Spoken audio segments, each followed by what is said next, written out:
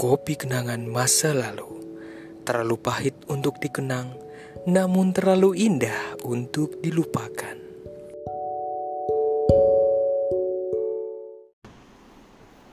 Oke, mari kita bicara soal mengatur keuangan dengan bijak setelah menikah. Disclaimer dulu, ini pengalaman dari gue setelah menikah ya. Jadi ini pengalaman pribadi. Membangun anggaran rumah tangga tuh penting banget, khususnya setelah nikah. Kadang-kadang nggak mudah juga ya, nggak mulus, karena sering banget kalau misalnya pasangannya cocok itu sama-sama senang ngatur duit mah nggak masalah ya. Tapi kadang-kadang kalau satunya yang ngatur duit, satunya mungkin nggak suka juga, sehingga tetap aja ini harus komunikasi supaya efektif. Pendapatan yang didapat tuh efektif mau buat diapain aja. Jadi untuk punya tujuan keuangan, menghindari masalah keuangan yang nggak perlu, takutnya malah kita jadi kebanyakan jajan atau kurang maintainnya dengan baik, karena bukan masalah soal jumlah banyak dikitnya uangnya, tetapi emang nggak punya kemampuan untuk mengatur keuangan. Maka pertama-tama ini pasangan ya, kita tuh harus bisa identifikasi sumber pendapatan kita berapa, lalu juga harus diomongin. Kadang-kadang nggak enak ya ngomong sama pasangan kadang-kadang soal gaji. Kalau yang terbuka banget nggak apa-apa. Kalau yang ternyata setelah nikah jadi makin sulit terbuka soal keuangan, jadi ada yang pembatasan dan segala macam. Jadi ini juga jadi problem sendiri.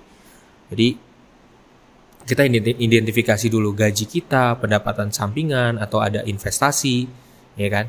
Nah, gue kan emang ada dana untuk investasi juga. Tapi nggak semua keluarga, nggak semua orang bisa untuk berinvestasi gitu ya.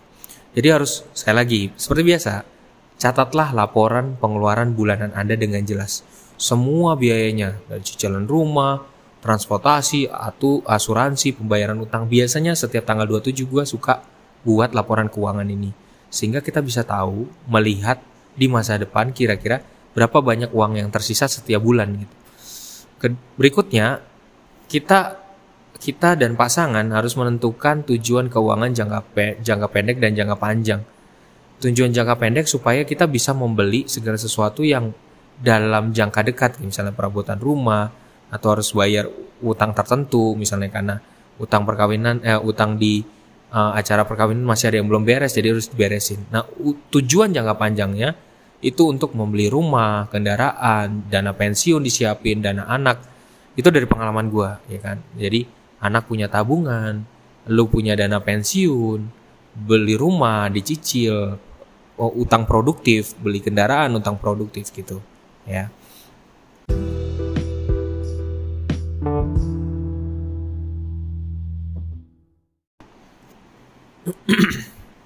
Memang kadang-kadang membangun proses untuk mencatat anggaran bersama ini butuh keterbukaan sih. Harus saling pantau, evaluasi, terus kemudian anggarannya diseleksi. Paling nggak lu jujur sama pasangan lu untuk ngomong, nih tabungan anak sekarang segini, tabungan gua segini, tabungan punya lo segini, misalnya THR-nya ada nih yang masih sisa, punya lo ini segini gitu. Jadi harus transparansi. Karena transparansi itu penting banget sebagai sarana komunikasi gitu. Jadi kita komunikasi itu bukan hanya cuman cuap-cuap doang, bukan, tapi keterbukaan, kejujuran satu sama lain.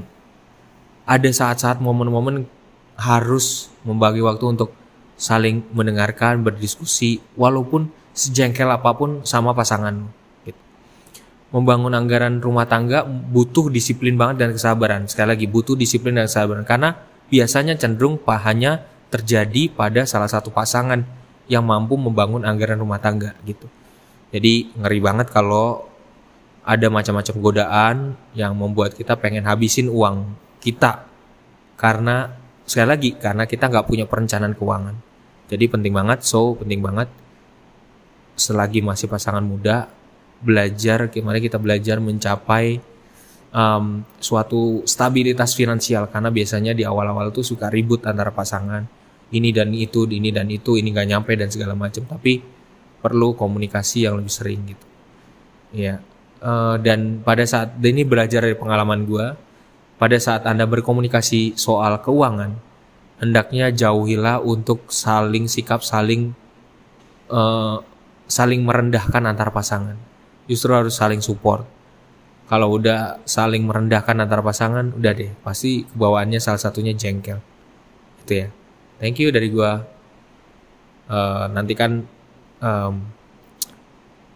podcast gua yang lainnya, khususnya untuk keluarga muda. Bye bye.